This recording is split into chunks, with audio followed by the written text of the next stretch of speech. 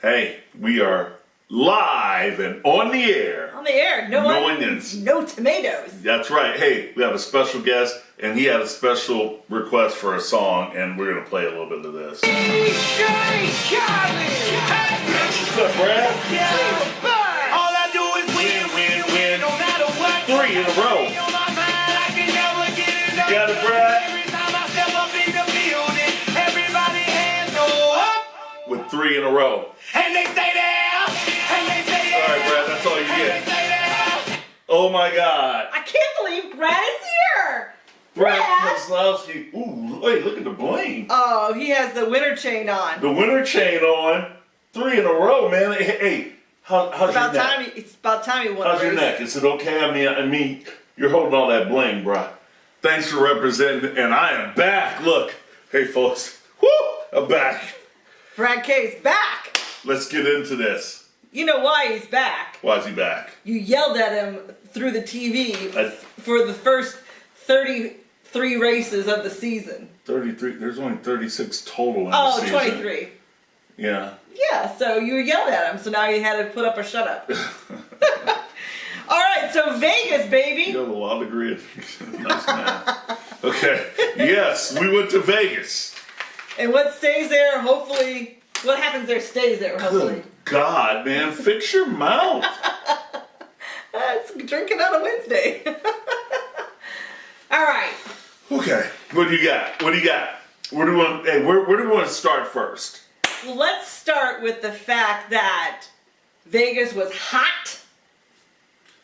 We had some tire issues, and it caused major issues for drivers in the chase. So I was wondering, like, if NASCAR went and Google searched and went like, Google average temperature in Las Vegas in September, and then it would tell you that it's like still like 100 degrees there. Oh my gosh. So everybody was shocked that there's going to be a day race and it's going to be 100 degrees.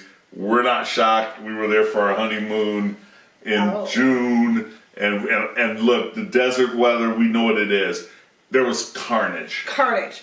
Okay, so when we did our preview, we didn't know who won the poll. So Nope. Eric Jones is on the poll. Eric Jones on the pole. Hey, leads to good pit stall, Pit stall. right? Yep. Running well. Running well. So like there were 40 drivers entered into this race, max. Yes. So the pole sitter, where did he finish? So what happened is he finished 40th. So the carnage started at about lap 147. Eric Jones and Kevin Harvick, Kevin Harvick wrecked and Eric Jones ran into the back of him. Right. And so they're both out.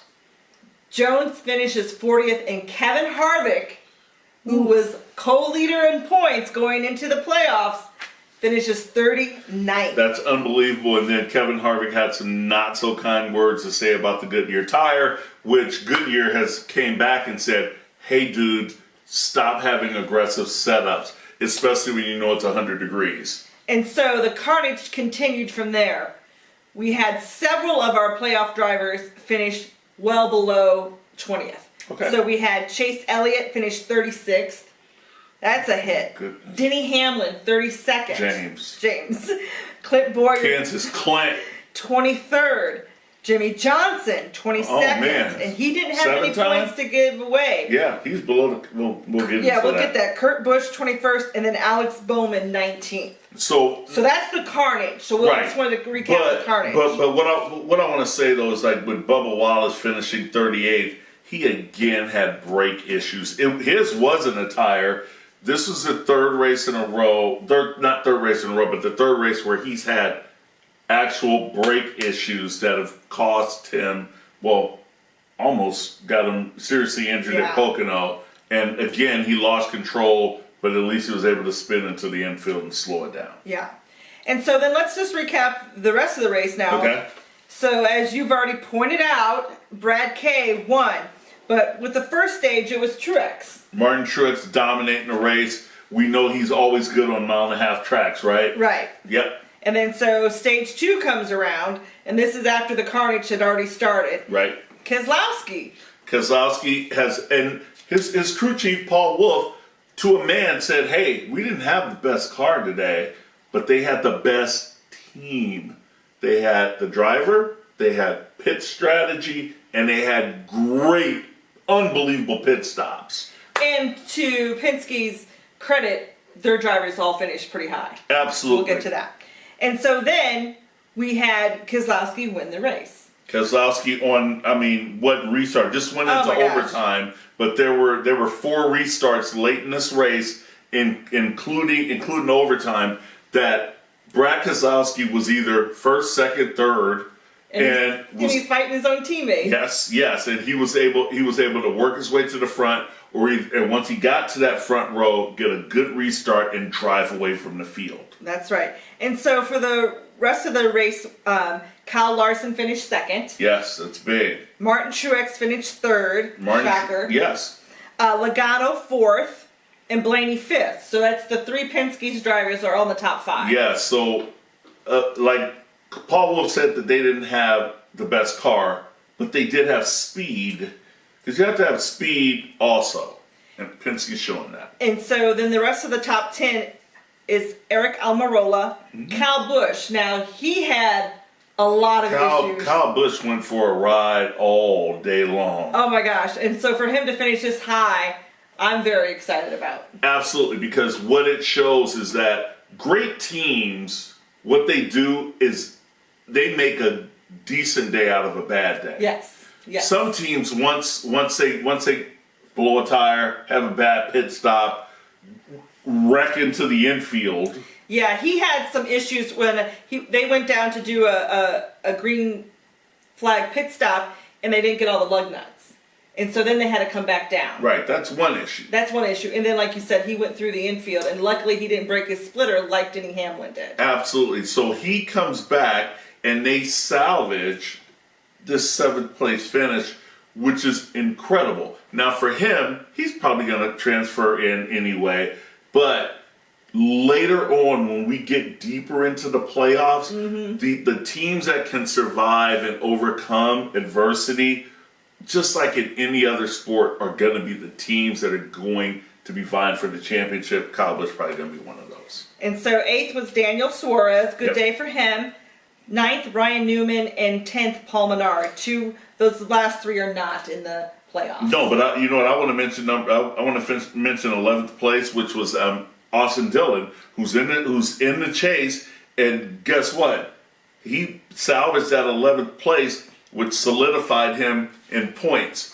Do you want to get to the points? Let's get to the points. All right, so we're going to pull out our high-tech telestrator. Oh my gosh, it's so high-tech. I mean, hey, look, folks. You know how much money we spent on this? You're welcome, people. Yeah, Staples is expensive. We don't go to Walmart, we go to Staples.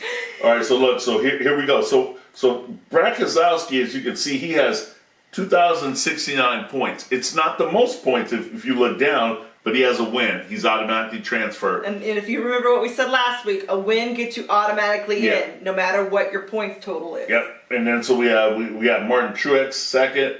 Then we have Kyle Busch third. Who else we got? So then you look at Kevin Harvick with the hit he took at finishing 39th. He's down to 260 points. If you remember, he and Kyle were tied going in with 2050. Yes. And so we have Joey Logano, Kurt Busch, Ryan Blaney, Kyle Larson, Eric Almirola, Austin Dillon, Clint Boyer, and Alex Bowman. Now, so like Austin Dillon, like I was saying, with him, he had to win the Daytona, but with him salvaging and having a decent day and surviving and getting 11th place, he's 3 drivers above this cut line, which Christina has really nicely illustrated by changing the colors. Who's below the cut line? Remember what the cut line is. After the 3rd race, after Charlotte, the Roval, we're going to eliminate the bottom 4 drivers. Who's in trouble already? Jimmy Johnson, Chase Elliott, Eric Jones, and Denny Hamlin. And you'll see the difference between 12th and 13th place is 6 points. 6 spots. So that's 6 spots on the track that they're down, and you could go down to Denny Hamlin, who's in real trouble with just 8 points. Absolutely. So, and then looking at this, Jimmy Johnson for sure, right? 7-time champion, didn't win a stage this year, hasn't won a race. I think this team's in trouble. I think so too. But Chase Elliott, I think he may be able to rebound. But going into Richmond Saturday night, it's going to be a battle. Yeah, Alex Bowman here in 12th is a casualty, as Clint Boyer only with 29 points. So you could see where there's like a little bit of a differential between, say, 8th place. You know, the folks up here are pretty much a lock into going into the next round. So if you look at Vegas, we had this spotlighted that the 4 car won the spring race. Right. And he ended up finishing 39th. Well, we're going to Richmond, and the 18 won Richmond back in April. What's going to happen? Now, then just remember, if any of these guys win and they're down in the bottom, they move up to the top, and the line just drops down. And just keeps dropping down. So we'll see what happens after Richmond. Absolutely. So we're going to wrap up. This is our wrap up of Las Vegas, and Yep. we're going to be right back with a preview of Richmond. So come right back. From Virginia, baby. Let's do it.